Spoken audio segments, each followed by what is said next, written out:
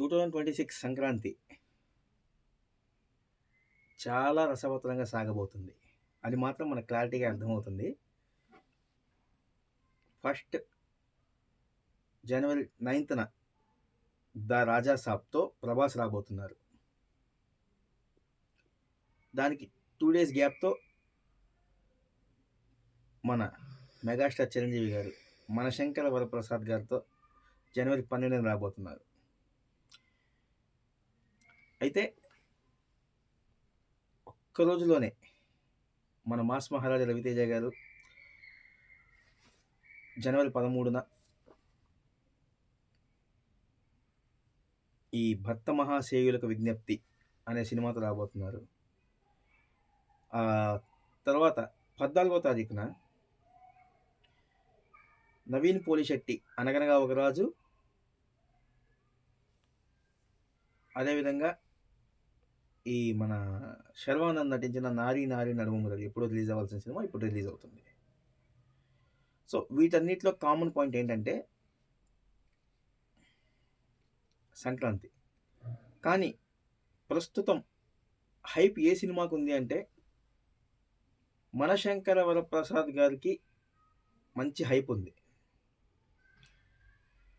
రవితేజ గారి భక్త మహాశయులకు విజ్ఞప్తి సినిమాకి అంత హైప్ అయితే లేదు. శర్వానంద్ నారీ నారీ నడుము మురారికి కూడా హైప్ లేదు. ఆ తర్వాత ఈ మన నవీన్ పోలిశెట్టి అనగనగా ఒక రాజు కూడా అంత హైప్ లేదు. ఉంది, హైప్ అయితే ఉంది కానీ మరీ అంత హైప్ లేదు. రాజా సాబ్ పెద్ద సినిమా, పాన్ ఇండియన్ సినిమా, కానీ ఊహించినంత హైప్ ఆశించినంత హైప్ అయితే లేదు. ఎక్కడో కొడుతుంది. కానీ సార్ ఒక్క నిమిషం, మీ వీడియో రావట్లే, రికార్డ్ ఒకటి అవుతుంది. ఒకసారి ఇవ్వండి.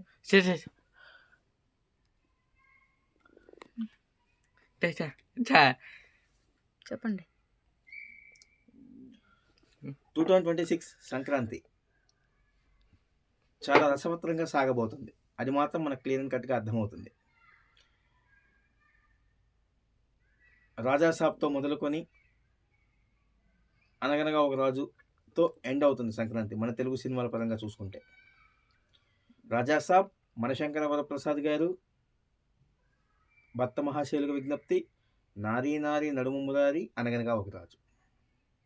మనశంకర వరప్రసాద్ గారు ప్రజెంట్ సేఫ్ జోన్లో ఉన్నట్లే. సినిమా టాక్ ఎలాగైనా రానివ్వండి, కానీ అది safe zone. Family story plus అదేవిధంగా మీసాల పిల్ల సాంగ్ హైప్ ఇవన్నీ కలిసి వచ్చి బ్లాక్ బస్టర్ కొట్టేసినట్టే, ఆల్మోస్ట్ కొట్టేసినట్టే. సినిమాలో ఎంత రొడ్డైనా ఉండనివ్వండి, ఖచ్చితంగా బ్లాక్ బస్టర్ కొట్టినట్టే. రాజా సాబ్ అటు ఇటుగా ఉంది పరిస్థితి. లెగిస్తే ఆకాశానికి, పడితే పాతాళానికి. భక్త మహాశయులకు కూడా సేమ్, లెగిస్తే ఆకాశానికి, పోతే పాతాళానికే. నారీ నారీ నడుము మురారి కూడా మరంతే, లేచే అవకాశం కొద్ది వరకు మాత్రమే ఉంది. అనగనగా ఒక రాజు కూడా కొట్టేస్తుంది.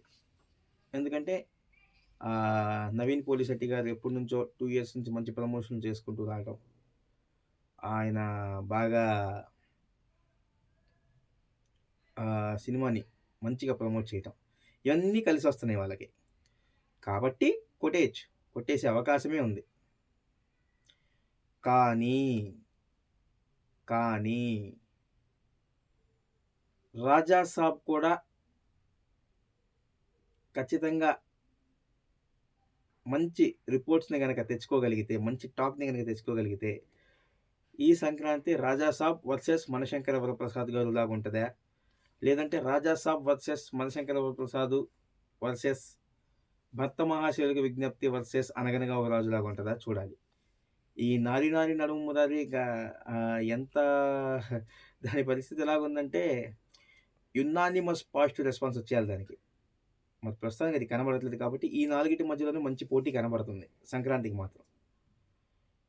చూడాలి ఏమవుతుంది, ఎలా నడుస్తుంది ఈ సంక్రాంతి అనేది ఖచ్చితంగా చూడాలి, ఆసక్తికరం. కాకపోతే వీళ్ళందరిలో గట్టిగా ప్రమోషన్లు చేస్తున్నారు అంటే అనిల్ రావిపూడి మాత్రమే. ఎప్పుడో మొదలుపెట్టాడు, ఇప్పుడు పీక్స్‌కి తీసుకెళ్తున్నాడు. భర్త మహాశయులకు విజ్ఞప్తి, రాజాసాబ్ మెల్లిమెల్లిగా జోరందుకుంటున్నాయి. అనగనగా ఒక రాజు కూడా పర్వాలేదు, మరీ అంత కాదు. నారీ నారీ నడుమ మురారిలో ఒక సాంగ్ బాగుంది, రిలీజ్ అయిన 3 సాంగ్స్‌లో. సో అది కూడా బిలో యావరేజ్. చూద్దాం వీళ్ళలో ఎవరు విన్నర్ అవుతారు అనే విషయాన్ని చూద్దాం. మా ఛానల్ కంటెంట్ మీకు నచ్చితే మా ఛానల్ని సబ్స్క్రైబ్ చేసుకోండి. అదేవిధంగా ఏమన్నా లోపాలు ఉంటే కామెంట్ రూపంలో తెలియజేయండి. ముందు సబ్స్క్రైబ్ అయితే చేసుకోండి. ఆ తరువాత మన ఛానల్లో మంచిగా క్లారిటీగా వీడియోలు చేయడానికి మన ఛానల్ ఇంకా అంత రీచ్ అయితే సొంతం చేసుకోలేదు. కాబట్టి మొబైల్తోనే వీడియోస్ రికార్డ్ చేస్తున్నాము. దయచేసి ఆదరించండి. మీ వల్ల మంచి రీచ్ సొంతం చేసుకుంటే ఖచ్చితంగా మంచి క్లారిటీ వీడియోస్ చేస్తాం. అదేవిధంగా షార్ట్ ఫిలిమ్స్ కూడా చేసే ఆలోచనలో ఉన్నాము. కానీ మీ సపోర్ట్ ఉండాలి. Thank you.